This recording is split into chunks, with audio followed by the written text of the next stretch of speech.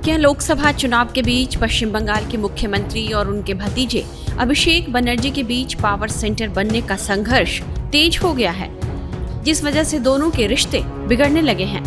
ममता बनर्जी और भतीजे अभिषेक बनर्जी के बीच खटपट की खबर आने के बाद ये चर्चा फिर तेज हो गई है और पश्चिम बंगाल में ये चर्चा शुरू हुई है तृणमूल कांग्रेस के महासचिव रहे कुणाल घोष को पद से हटाए जाने के बाद। बीजेपी का दावा है कि ऐसा केवल ममता बनर्जी और अभिषेक बनर्जी के बीच चल रहे पावर सेंटर बनने की खींचतान की वजह से हुआ है।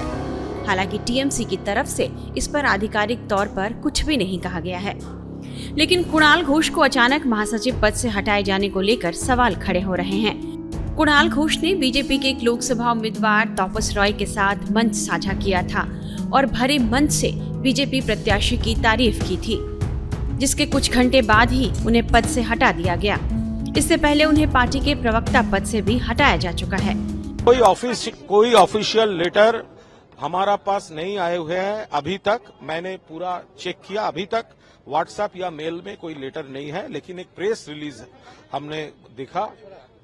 देखिए, ये जो स्पोक्स पर्सन पोस्ट है और ये जनरल सेक्रेटरी पोस्ट है, ये तो हमने खुद ही त्याग दिया था, ट्वीट कर दिया था। हमारा एक सैंडल का जो हमारा आइडेंटिटी है, उससे हम ये बहुत पहले ही हटा दिया था।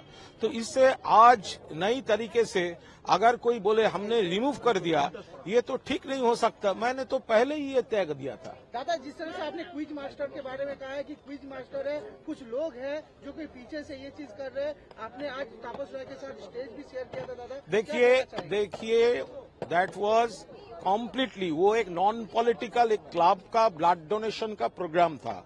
मैंने वहां पर जब पहुंचा तब तापस राय वहां पर थे। Tapas Rai ex TMC leader, now candidate of Bhajpa. मैंने ये बोला तापस दा अच्छा नेता है, हमने उनको पार्टी में रखने का कोशिश की, लेकिन अनफॉर्चुनेटली वो पार्टी शिफ्ट किया है। अभी हमारा लीडर है ममता बनर्जी का जो उम्मीदवार है सुदीप बंदोपाध्याय, हम उसके लिए इलेक्शन करेंगे। इसमें क्या बुरा है अभी तक तो हमको पता नहीं। हालांकि कुणाल घोष का कहना है कि उन्हें पद से हटाया नहीं गया, बल्कि उन्होंने अपना पद खुद छोड़ा है। वहीं बीजेपी का कहना है कि ममता ने कुणाल घोष को इसलिए हटाया है क्योंकि वे अभिषेक बनर्जी के करीबी थे। टीएमसी में कुणाल घोष का एक खास दर्जा था और टीएमसी के पुराने नेताओं के साथ उनकी खींचतान चल रही थी। ममता बनर्जी और अभिषेक बनर्जी के बीच चल रहे रस्साकस्सी का शिकार कुणाल घोष हुए हैं, ऐसा दावा मिदनापुर लोकसभा सीट से बीजेपी प्रत्याशी अग्निमित्रा पॉल ने किया है।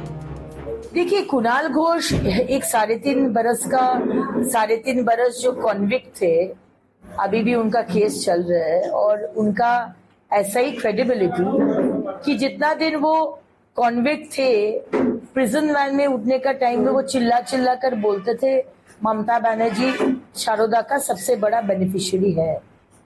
और फिर हम लोग देखे कि वही ममता बनर्जी का पार्टी में वो चीफ स्पोक्स पर्सन हो गया और आज उनको निकाला गया। तो मुझे तो लगता है ये ममता बनर्जी और अभिषेक बनर्जी का लड़ाई है, ये कुणाल घोष को निकालने का लड़ाई नहीं है। ये है कौन किसके हाथ में पावर रहेगा, ममता बनर्जी या उनका भतीजा। तो ममता बनर्जी को अभी मौका मिला, अभिषेक बनर्जी का राइट हैंड कुणाल घोष को निकाल दिया है। उसे हम लोग को क्या आता जाता है।